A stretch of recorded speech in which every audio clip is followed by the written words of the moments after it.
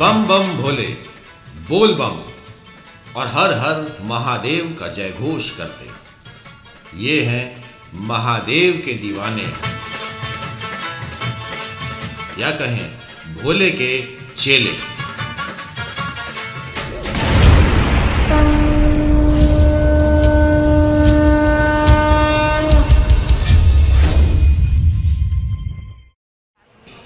कांवड़ ले जाने वाले लाखों श्रद्धालु जो पूरे भारतवर्ष में उत्तर से दक्षिण तक और पूरब से पश्चिम तक सावन के महीने में इस यात्रा को करते हैं। श्रावण मास में वर्षा खूब होती, गर्मी होती नहीं, पैदल चलने वालों को कष्ट नहीं होता, भीगता हुआ चलता है तो उससे उसको बड़ा सुख मिलता है, सुखद बयान बहती है, मेघ का दर्शन होता है, प्रकृति के साथ स्थापना होती है, जल और प्रपात देखने को मिलते हैं। तो हम लोग थक जाते हैं बड़ी बड़ी बिल्डिंगें देखते हुए, तो इसलिए बहुत अच्छा है कि श्रावण मास में निकलते हैं तो हमारा प्रकृति के साथ, पर्यावरण के साथ हमारा संबंध होता है। उसमें हम ये भी देखते हैं कि पर्यावरण कहाँ बिगड़ रहा है, उसको ठीक करने का विचार भी मन में जाता है। नदियाँ कहाँ सूख रही हैं, पेड़ कहाँ सूख रहे हैं, जंगल कहाँ कट रहे हैं, इस सब का सर्वे करने का भी अवसर श्रावण मास में मिलता है। पानी कहाँ ज़्यादा भर गया है, कहाँ एकदम लोग प्रवाह में डूब रहे हैं, कहाँ बहिया आ गई है, कहीं फ्लड आ गया, ये सब श्रावण मास में देखने को मिलता है। और जागरूक समाज अपनी समस्याओं को विवेकपूर्वक देखते हुए जहाँ आवश्यकता है उनमें से कुछ बुराइयों को कम करता है, अच्छाइयों को स्थापित करता है। इसलिए मैंने ही आपको पहले निवेदन किया कि श्रावण यात्रा तो पूरे राष्ट्र से चिंतन के साथ जुड़ी हुई है। ये परंपरा हमारी संस्कृति में कब से चली आ रही है कोई भी ठीक ठीक नहीं जानता, लेकिन श्रद्धा, विश्वास और उत्साह इतना कि देखते ही बनता है।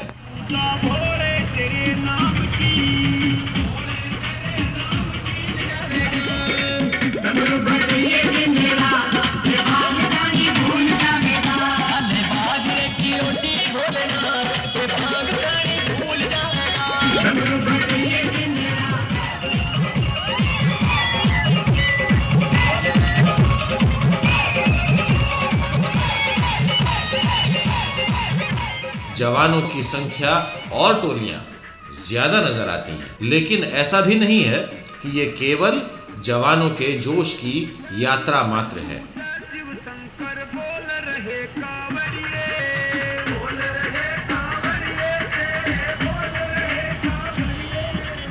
देवाधिदेव महादेव की आराधना, पूजा अर्चना के लिए की जाने वाली इस कांवड़ यात्रा की उत्पत्ति को लेकर भी कई मान्यताएं हैं।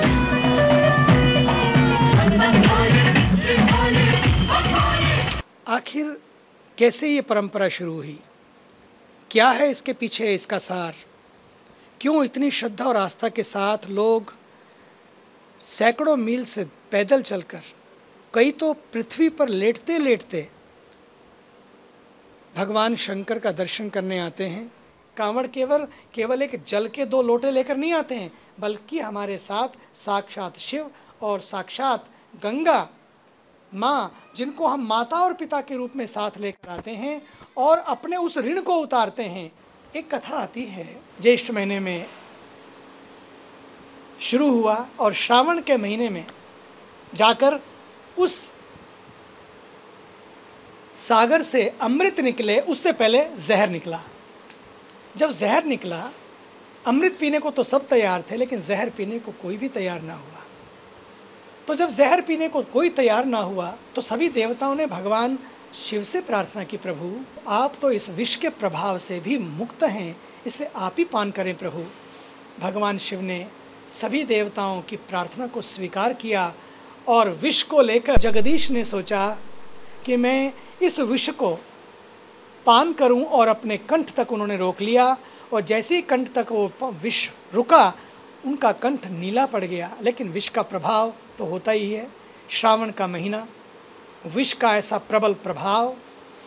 भगवान उस समय इसी नीलकंठ में ध्यान करने लगे ताकि विष के प्रभाव को दूर किया जा सके, और सभी देवताओं ने उनके सिर पर अभिषेक करना शुरू किया। इंद्र ने वृष्टि, ऊपर से वृष्टि की, वर्षा की, ताकि जहर का प्रभाव शांत हो सके। भगवान शिव की जटाओं से निकला हुआ जो प्रसाद है वो गंगा जल है। तो सभी लोग जो शिव भक्त देश भर में रहते हैं, खास करके उत्तर भारत में रहने वाले जो शिव भक्त हैं, वो भगवान शिव का जो प्रसाद है उसी को भगवान शिव को अर्पित करके अपनी मनोकामनाओं के पूर्ण होने का संकल्प करते हैं। शंकर केवल इस बात से प्रसन्न हो जाते हैं, उनको जल चढ़ाया जाता है। शंकर ने जितना त्याग किया कोई कर नहीं सकता, क्योंकि आज तक किसी देवता ने विषपान नहीं किया। तो विषपान करने के कारण देवादेव महादेव समाज अपना इतना कृतज्ञ कि विष की ज्वाला उस समय शांत तो हो गई, लेकिन उस विष की ज्वाला का चिंतन करके कि मेरे शंकर ने मेरे लिए विष पिया, और उनके भीतर जो दाहकता है, जो अग्नि है, उसको मिटाने के लिए हम और क्या कर सकते हैं।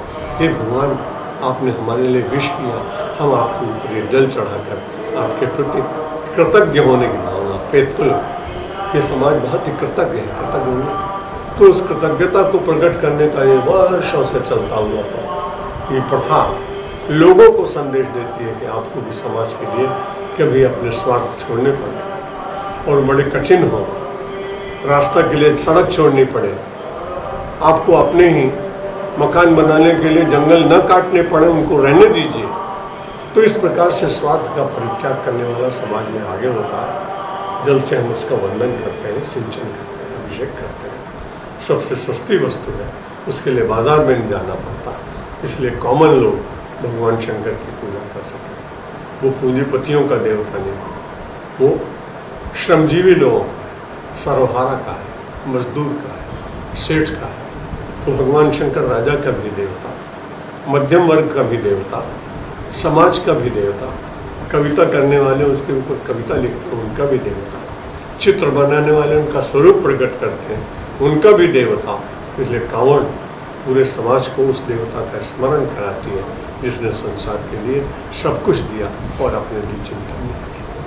आध्यात्मिक मतानुसार भगवान शिव भोले, देवाधिदेव शंकर, देवों के देव और महादेव आदि कई नामों से प्रख्यात हैं।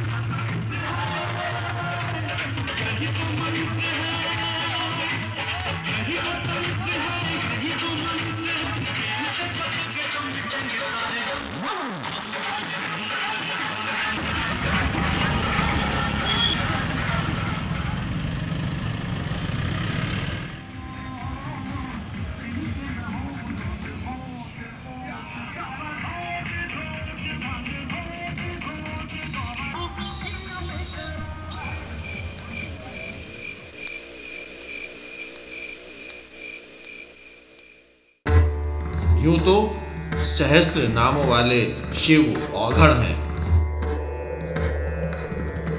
जिनका कैलाश पर निवास है और शमशान उनका क्रीड़ा स्थल है।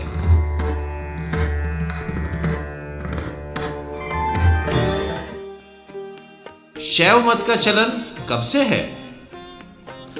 पौराणिक मान्यताओं के अनुसार सृष्टि के जनक श्री ब्रह्मा, सृष्टि के पालक श्री हरि विष्णु और सृष्टि के संहारक श्री रुद्र शिव अथवा शंकर हैं।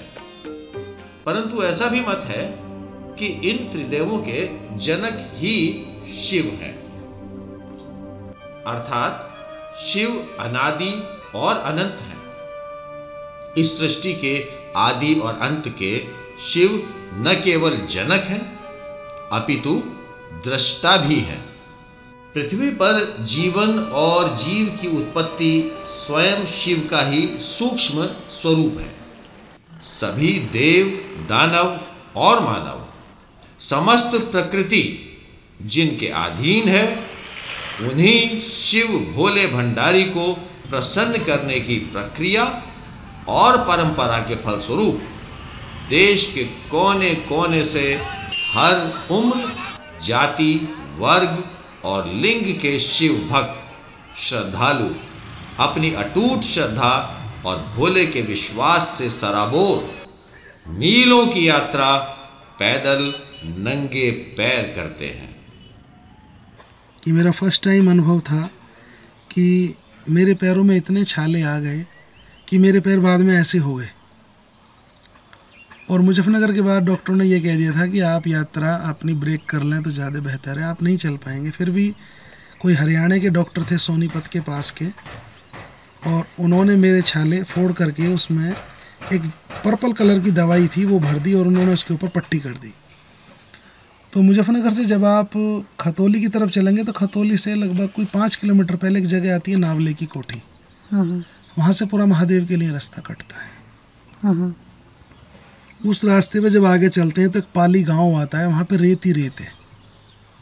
तो वहाँ जा कर के बिल्कुल ये हुआ कि भोलेनाथ ये रही तुम्हारी कांवर और ये रहा सब कुछ, मैं अब नहीं चल सकता हूँ। मतलब फुल सरेंडर हो गया कि पाँव में दर्द और ऊपर से चिलकती हुई धूप थी। उस साल एक बात और रही कि बारिश नहीं हुई, सावन के महीने में सूखा था। 87 में सूखा था। चप्पलों से चलते हुए जैसे पत्थर से टकराते चिंगारी निकलती, ऐसे चिंगारी निकल रही थी। पैर बिल्कुल गर्म हो गए थे, इतने गर्म हो गए थे, मेरे पास शब्द नहीं है। तो वहीं कीकर का पेड़ था लेफ्ट साइड, राइट साइड में तो गंगा की धारा जाती है जो गांव में जाती थी जल के लिए। मैं उस पेड़ के नीचे अपना अंगोछा बिछा कर लेट गया। मुझे कब नींद लगी, क्या हुआ मुझे नहीं मालूम। मेरी आवाज़ तब खुली जब एक मोटरसाइकिल पर एक गोरे चिट्टे लंबे से व्यक्ति गुरुजी की तरह आकर के खड़े हो गए। उन्होंने मेरी तरफ घूर कर देखा। मोटरसाइकिल के साइड में होती है अपना डिक्की कह लीजिए, उसमें से उन्होंने एक ब्लैक कलर का पेंट का सा डिब्बा निकाला। डिब्बा निकाल करके और एक कपड़े का छोटी सी कतरन उसमें से निकाली। उन्होंने आते ही कहा पैर खराब हो गए। मैंने कहा हाँ जी पैर खराब हो गए। मेरे पैर ऐसे ही थे दोनों। चिंता मत करो, अभी आपको 2 मिनट में ऐसे कहा घोड़ा बना देंगे। मैं मन ही मन कह रहा हूँ बस इस पे बैठा लो तो ठीक हो जाएगा, मैं पहुँच जाऊँगा। मैं अपना समझ रहा हूँ उस बात को कि मेरी प्रॉब्लम तो समझो, मेरे से खड़ा भी नहीं हुआ जा रहा। बोले अच्छा दिखाओ। मुझे नहीं मालूम था भगवान सामने है मेरे। ये बड़ी विचित्र बात थी। उन्होंने जैसे ही खोला और आप बिलीव नहीं करेंगे, जैसे ही डिब्बा खोला, डिब्बा खोलते ही मेरे को गुस्सा आ गया।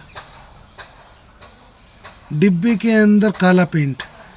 मैंने कहा यार ये तो कोई दवाई भी नहीं है, ये क्या हो रहा है मेरे साथ। मैंने कहा बताओ अभी काला। मैंने कहा ये मेरे को काला करने के लिए आए हैं। अब बोलने का मतलब मन ही मन चल रहा है, बिल्कुल बोला भी मतलब नहीं जा रहा है, हिम्मत बिल्कुल ख़त्म है। अब उन्होंने जैसे ही कतरन उसमें डुबोई तो आप समझिए जैसे काला तेल होता है, ऐसे ही उन्होंने जैसे ही एक मेरे पैर पे ऐसे मारा है, हाथ टच किया है, और दूसरे पैर पे जैसे ही उन्होंने टच करने को मेरा पैर सुन्न हो गया है।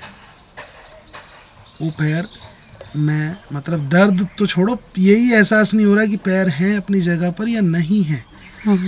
एक बार उस पे मारा है तो जैसे ही दूसरे पैर पे मारने को है, पैर भी वो दूसरा पैर भी सुन्न हो गया। उन्होंने डिब्बा बंद किया और वो बोले बस आप 2 मिनट में घोड़े हो जाओगे। अरे मैंने कहाँ से घोड़े हो जाओगे भाई। तो जी बस वो गए हैं और उनके जैसे ही वो बैठे मेरी तरफ मुस्कुराए हैं बहुत देख करके। मोटरसाइकिल स्टार्ट की है और बहुत अजीब तरह से मुस्कुराए हैं। मतलब वो मुस्कुराहट ऐसी थी कि मेरे को आज भी ध्यान है। और जिस तरफ से मैं आया था मोटरसाइकिल चली गई और कुछ ही सेकंड बाद मोटरसाइकिल की आवाज़ बंद हो गई।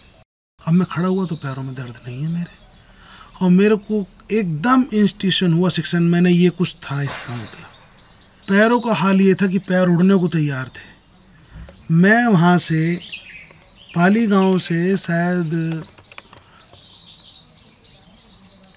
लगभग कुछ नहीं तो 30 किलोमीटर के करीब शायद पूरा महादेव है, 30 या 35 किलोमीटर, कंफर्म नहीं हूँ मैं, मतलब पक्का नहीं है पर है।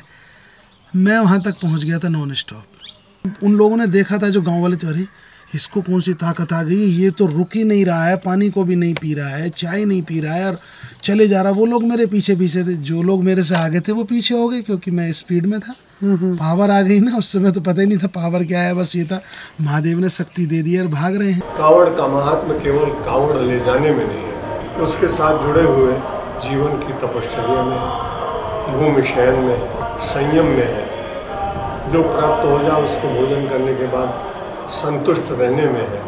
तो देखने का मतलब ये कि हमारे यहाँ 3 वस्तुओं को बहुत अच्छा मानेगा। यज्ञो दानम तपश्चैव पावनानि मनुष्यनाम।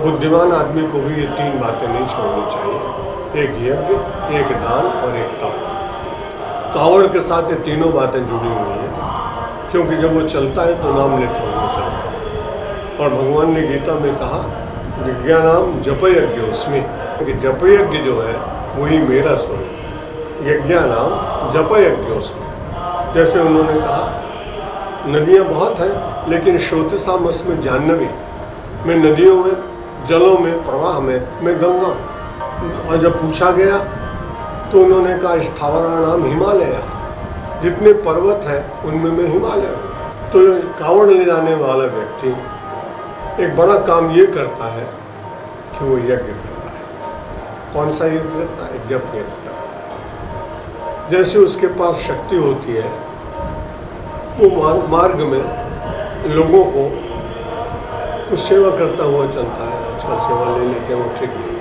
अपने पास से कांवड़ वाले को 2 दाने गरीबों को खिलाने चाहिए। दान हो गया, पैदल चलता है इसलिए तपस्या हो गई। इसलिए पूरी संस्कृति का स्वरूप दिखाई पड़ता है कांवड़ की यात्रा में, जिसमें वो कभी सांसारी बात नहीं करता है, मौन अपने आप हो जाता है, किसी के प्रति क्रोध नहीं करता है, इसलिए स्वभाव में परिवर्तन अपने आप हो जाता है। तो कांवड़ की यात्रा केवल कांवड़ की यात्रा नहीं है, ये मानव जीवन के पवित्र करने की एक यात्रा है। इस बात को फिर से समाज को देने की आवश्यकता है।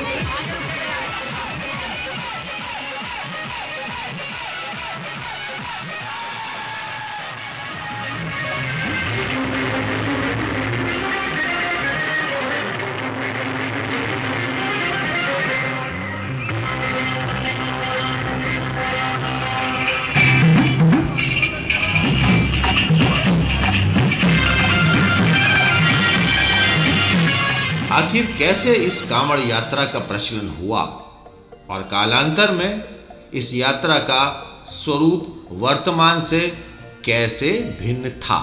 दरअसल कांवड़ संस्कृत के शब्द का अपभ्रंश शब्द है जो समयानुसार प्रचलन में आया। इसका अर्थ है लकड़ी के बांस पर दोनों ओर लटके कलश जिनमें जल भरा हो, उसे कांवड़ कहा जाता है और इसी को वहन करने वाले को कांवड़िया। वर्ष 1990 के पहले तक इस यात्रा का वर्तमान स्वरूप देखने में नहीं आया है। 1990 के पूर्व भी ये यात्रा यूं तो सदा सर्वदा से चली आ रही है। पहले इसे केवल कुछ साधु संतों द्वारा ही किया जाता था, अर्थात सामान्य लोगों का इसमें कम योगदान नजर आता था। परंतु 1990 के बाद से इस कांवड़ यात्रा के प्रति सामान्य जनमानस का अद्भुत उत्साह देखने में आया है।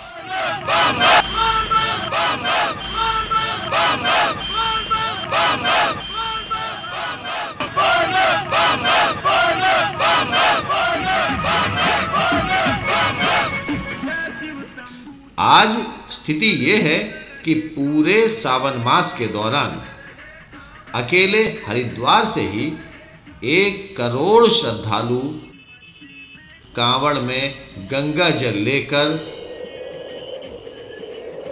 मणिकूट पर्वत पर नीलकंठ महादेव और अपने अपने क्षेत्रों के शिव मंदिर हेतु प्रस्थान करते हैं और गंतव्य स्थानों पर पहुंचकर अपने आराध्य की प्रसन्नता हेतु शिवलिंग पर जल अर्पित करते हैं।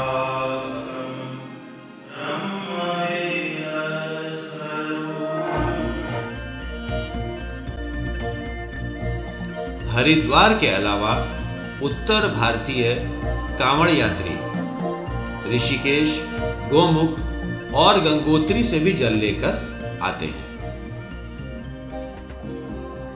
जो कांवड़ यात्री दिल्ली, उत्तर प्रदेश, राजस्थान, हरियाणा, पंजाब, हिमाचल प्रदेश और जम्मू कश्मीर एवं उत्तराखंड से संबद्ध हैं, उनके लिए हरिद्वार, गंगोत्री व गोमुख से जल लाने की परंपरा देखने में आती है। दूसरी ओर मध्य भारत के यात्रियों में सुल्तानगंज से जल लाने की परंपरा देखी जाती है। हरिद्वार के बाद दूसरा सबसे बड़ा कांवड़ मेला स्थान झारखंड में देवघर को माना जाता है, जहां लाखों श्रद्धालु संपूर्ण श्रावण मास में जल लाकर शिवलिंग पर अर्पित करते हैं। सुल्तानगंज से देवघर की दूरी 108 किलोमीटर है। इसी तरह हरिद्वार, गोमुख अथवा गंगोत्री से दूरी सभी गंतव्य स्थलों के लिए कम से कम 100 किलोमीटर अथवा इससे अधिक ही है। कांवड़ यात्रा को लेकर यूं तो कई विचारधाराएं हैं। परंपरा में ये यात्रा सदियों से बढ़ती हुई वर्तमान स्वरूप में हमें दिखाई देती है, लेकिन क्या है इस यात्रा के पीछे छिपी परंपरा में मान्यताएं या कथाएं? हमने अलग अलग यात्रियों से इस विषय में जानना चाहा। बोले वो तो अपने अपने मन की इच्छा है। जैसे कांवड़ लेके ये अपना अपना धर्म है, क्यों हुआ? ये भोलेनाथ की कृपा से हुआ। मेरा नाम अमित है और मैं पिछले 20 तारीख से निकला हुआ हूँ। मैं पहले हरिद्वार गया, फिर हरिद्वार से बद्रीनाथ, बद्रीनाथ से हेमकुंड साहिब जी, हेमकुंड साहिब जी से केदारनाथ, केदारनाथ से यमुनोत्री, यमुनोत्री से फिर गंगोत्री होता हुआ वाया गोमुख से पथ यात्रा चालू की है मैंने। और ये 20 तारीख को मैं दिल्ली गौरी शंकर मंदिर लाल किला पहुँचूँगा। और ये कांवड़ मैंने 10 नोटों से बनाई गई है और इस कांवड़ को बनाने में मेरे को 36 घंटे लगे हैं। और ये पिछली 15 सालों से मैं भोले बाबा की सेवा में हूँ और जब भी मैंने भोले बाबा से मांगा है, जितना भी मैंने भोले बाबा से मांगा है, उतना मेरे को भोले बाबा ने भर भर के दिया है। 12-13 साल की उम्र में शुरुआत की थी। आज मैं कोई वजह रही थी? हाँ जी, वजह थी। मेरी 4 सिस्टरें थी। मैं ये चाहता था कि मेरी चारों सिस्टरों की शादी हो और भोले बाबा ने एक एक करके चारों सिस्टरों की शादी निपटा दी। फिर भोले बाबा से दुआ मनाई कि मेरे भी कुछ हो, तो आज भोले बाबा ने मेरे यहाँ सब कुछ दे दिया। अभी मेरे को 2-4 महीने हुए भोले पैदा हुआ है, उसकी भी कांवड़ मैं लेके जा रहा हूँ। मेरी छोटी कांवड़ उसके नाम से भी बनाई हुई है मैंने। अच्छा। आप उसको भी देखिए जरा एक बार।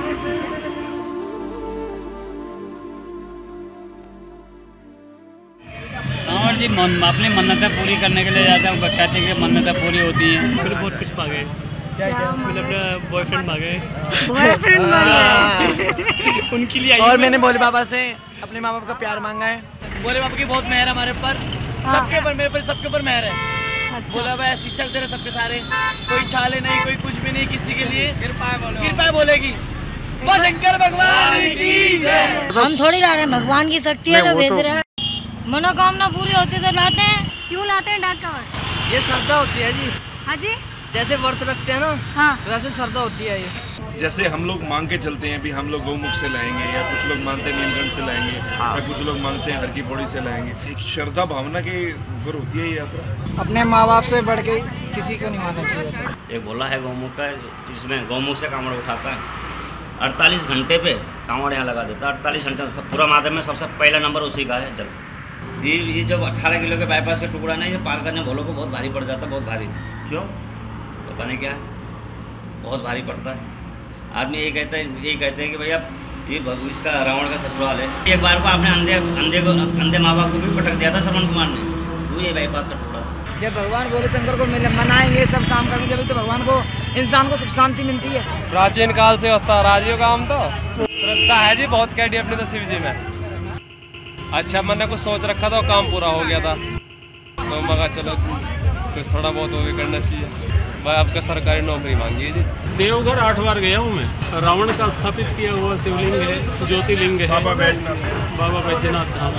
125 किलोमीटर की यात्रा है, तो पैदल ही है वो। यहाँ कावड़ लाने का ढंग और वहाँ कावड़ लाने का ढंग कुछ डिफरेंट है, दोनों अलग अलग। शाम को 4 बजे जल उठाते हैं, सुबह बाबा के दरबार में जल को चढ़ा देते हैं। Like 13 years back, my sister got married. She's my cousin sister, and she was not able to get a baby. So I just wish for her, like if she will get a baby, like in coming years, then I will bring that kawad from Haridwar. So she got a baby. She is a very healthy baby. I just because I got fulfilled my wishes.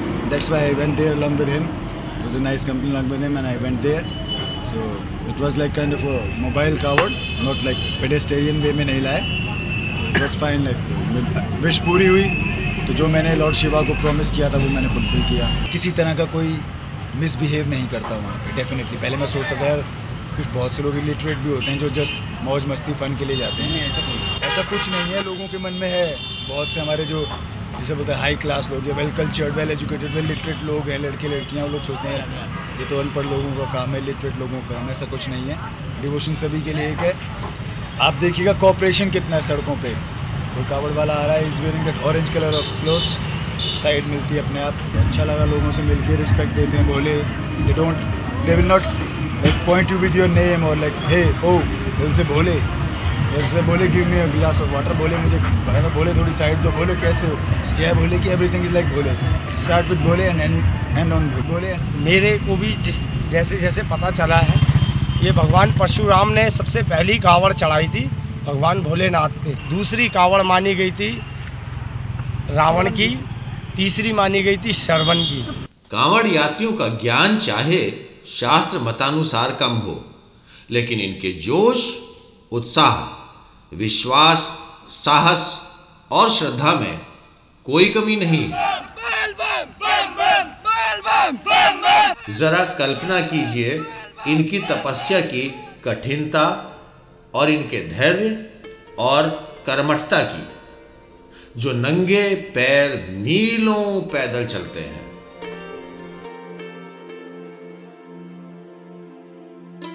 Kanwar कई प्रकार से लाई जाती है और हर तरीका एक से दूसरा भिन्न, केवल इस मायने में है कि कौन कितना कष्ट उठा सकता है अपने भोले को प्रसन्न करने में।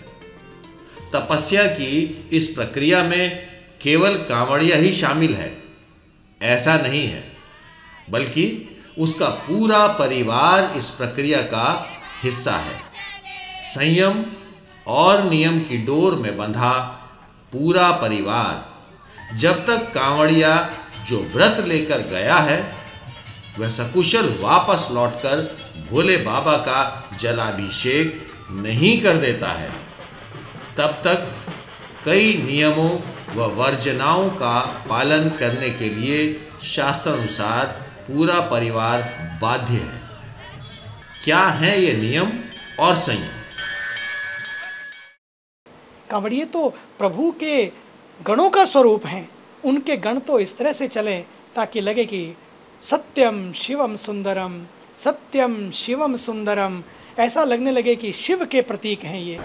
सबसे बड़ी यह बात है कि उन दिनों में दैहिक दृष्टि से ब्रह्मचर्य का पालन करना चाहिए, जिह्वा की दृष्टि से भोजन मिले पर बहुत अति स्वादिष्ट न हो, इस बात की बिना चिंता हुए साधक हो जाए।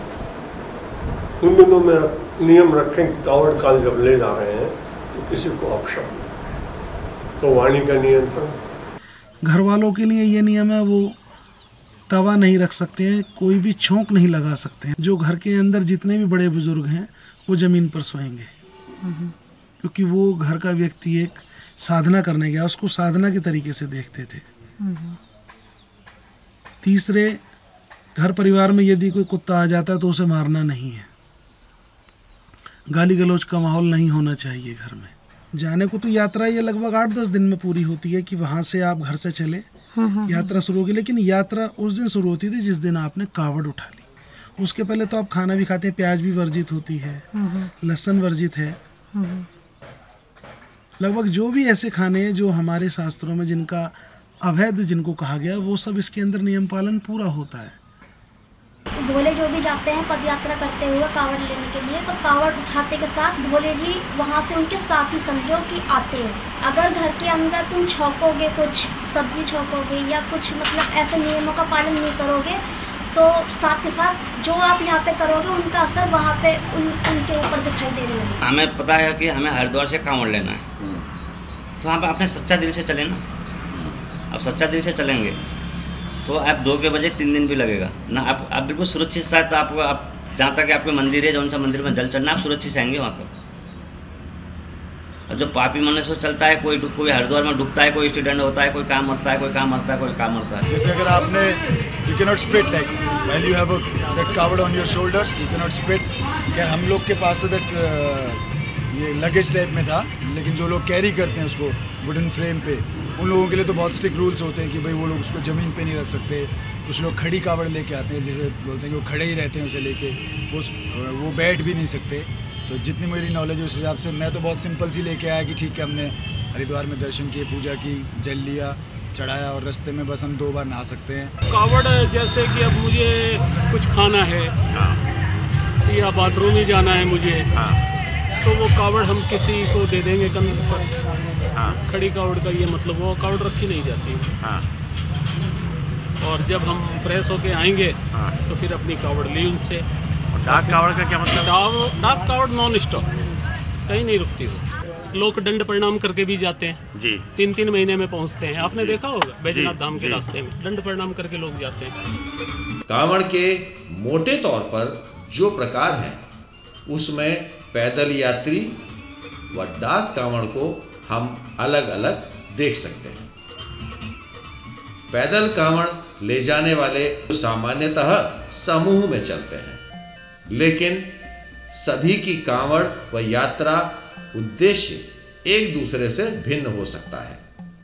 इस वर्ग में जो कांवड़ लेते हैं उसे झूला कांवड़ कहा जाता है। झूला कांवड़ का ही रूप अधिकतर हमें दिखता है, लेकिन इसके अंदर भी भेद हैं। जैसे एक है सामान्य झूला कांवड़, लेकिन एक होती है खड़ी कांवड़। इसकी विशेषता है कि इसको ले जाने वाला यात्री गंतव्य तक पहुंचने से पहले कांवड़ को विश्राम नहीं देगा। अगर उसे अपनी किसी भी निजी या प्राकृतिक जरूरत के लिए जाना है, तब भी दूसरा व्यक्ति उसकी कांवड़ लेकर खड़ा ही रहेगा। इसी तरह से और कितनी तरह की कांवड़ हैं, हमने जानना चाहा। ये सारी प्रतीकात्मक उपासनाएं हैं, और प्रतीकात्मक उपासनाओं में जहाँ जो माध्यम उपलब्ध है उस माध्यम को भगवान की प्रसन्नता के लिए चुना जाता है। 4 प्रकार की कावड़ों में जो सबसे ज़्यादा पवित्र कावड़ मानी जाती है वह पैदल चल करके जो कावड़ लेकर के जाते हैं, जिसको झूला कावड़ कहते हैं, उसको माना जाता है, इसलिए कि उसमें बहुत तप होता है और बहुत पुरुषार्थ होता है। बैकुंठी कावड़ रखना कंधे पे ही है, तीनों कावड़ रखी कंधे पे ही जाती हैं। उसमें यह है कि जैसे आपको यहाँ छाँव दिखाई दे गई तो आप कावड़ को ज़मीन पर रख सकते हैं, उसको बैकुंठी बोलते हैं। दूसरी झूले वाली कावड़ होती है, जो हमेशा जिसका बैलेंस थोड़ा सा मतलब अप डाउन रहेगा, झूलने वाली कावड़ बोलते हैं उसे। अच्छा, ठीक है ना।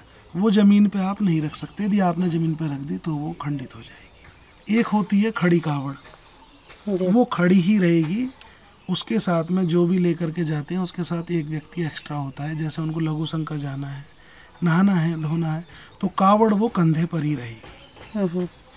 और एक होती थी उस समय पर डाक कावड़। डाक कावड़ के बारे में ऐसा कहा जाता है कि लोग दौड़ते हुए, जैसे डाक पहुंचती है स्पीड पोस्ट की तरह, दौड़ते हुए लोग दिल्ली तक से चलते हैं। उससे पहले हरियाणा के प्रदेशों से, राजस्थान से, पंजाब से चलते हैं और दौड़ते दौड़ते दौड़ते दौड़ता कि जल्दी पहुंचकर भगवान शिव के चरणों में उस जल को चढ़ा सकें।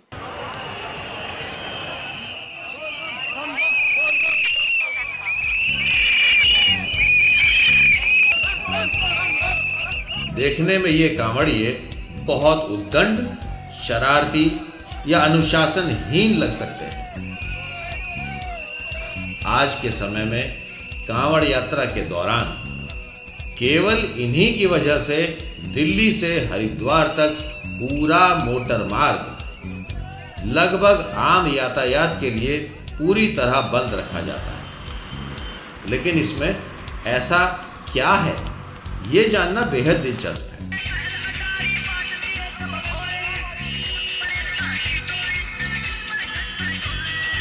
क्योंकि ये सामान्यतया जोशीले युवाओं की वो टोली होती है जो कई 100 किलोमीटर से 25, 30 और 50 के समूह में आते हैं। इनके साथ कम से कम एक ट्रक, छोटा या बड़ा, सुविधा और आवश्यकता अनुसार 2-3 मोटरसाइकिल अनिवार्यतः होती हैं।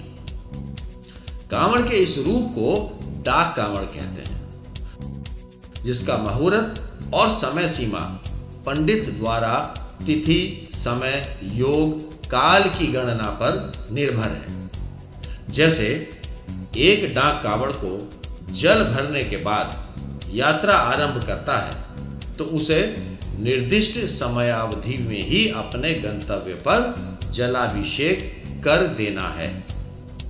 इस पूरी प्रक्रिया में सभी कांवड़ समूह के सदस्य जल लेकर भागते हैं। कुछ समय व दूरी के अंतराल पर दूसरा, फिर तीसरा, चौथा, पांचवा, इस तरह अलग अलग व्यक्ति जल लेकर दौड़ता रहता है।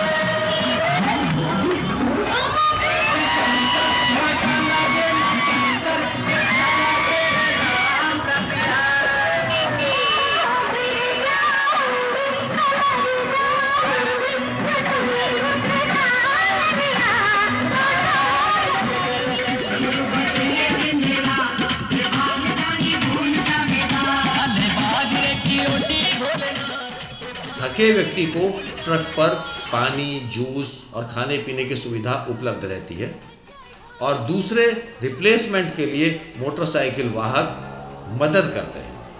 कांवड़ यात्रा का यही रूप हमें सबसे ज़्यादा जोशीला और कठिन दोनों है। आप भी एहसास कीजिए, क्या किसी भी देश का बड़े से बड़ा धावक लगातार घंटों तक दौड़ता रह सकता है?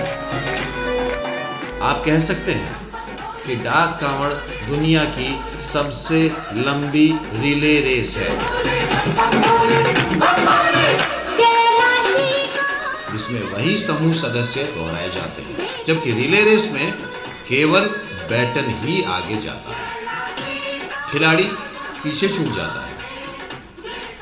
यहाँ यात्री भी कुछ समय अंतराल के बाद मोटरसाइकिल से आगे पहुंचाया जाता है और इसी तरह ये भोले के जोशीले चेले रात दिन भागते हुए अपने गंतव्य तक अनवरत बाधाओं को पार करके भी नियत समय पर पहुंचकर भोले बाबा का जलाभिषेक करते हैं।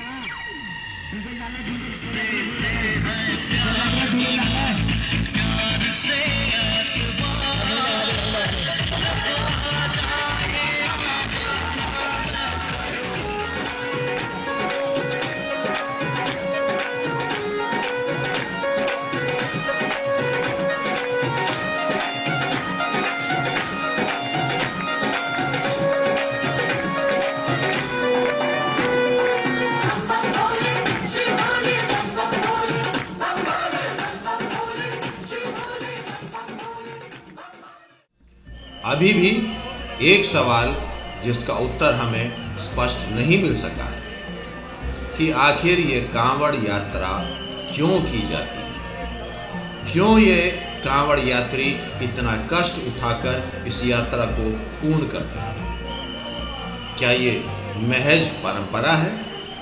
और अगर ऐसा है भी तो इस परंपरा के पीछे क्या सार है? कब से इस कांवड़ यात्रा का प्रचलन है? महादेव को प्रसन्न करने के लिए इस यात्रा से कैसे मार्ग प्रशस्त होता है?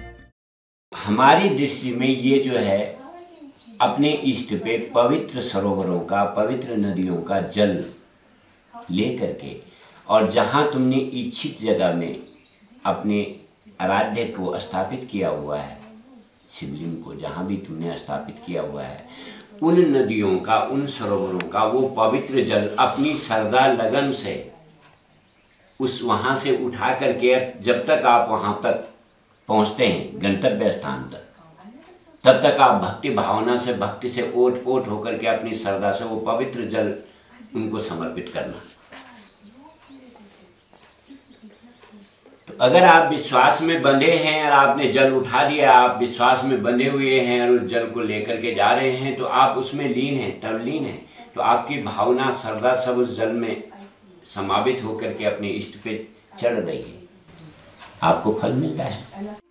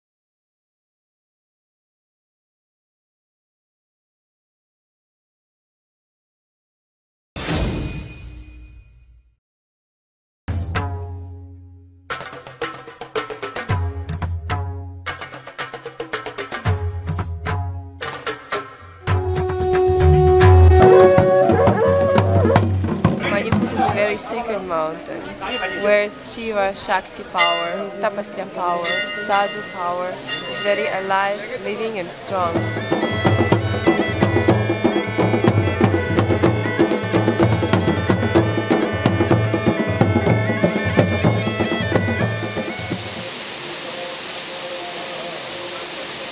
अपना एहसास करता रहता है ये मणिपुर कि मैं हूँ।